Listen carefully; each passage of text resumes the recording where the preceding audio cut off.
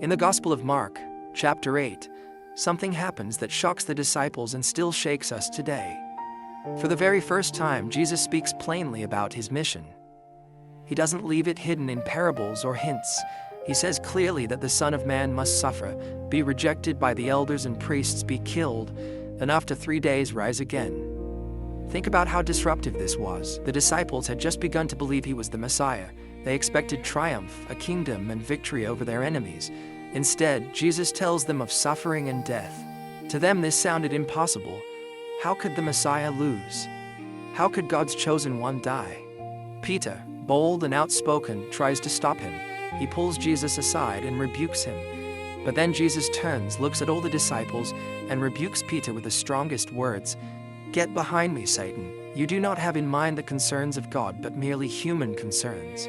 Why such sharp words? Because Peter's idea of glory without suffering was the same temptation Satan had offered Jesus in the wilderness, a crown without a cross. But God's plan could not be altered. The suffering of Christ was not an accident, but a necessity. It was the only way salvation could be won. This story forces us to ask hard questions. Do we, like Peter, resist the way of the cross? Do we expect Christianity to bring comfort and triumph without sacrifice? Or are we willing to follow Jesus on the path of self-denial, knowing that resurrection comes only after the cross? Friend, the message is challenging, but it is also full of hope. Jesus predicts his death, but he also promises his resurrection. His suffering was the price of our salvation. His victory over death is our eternal hope.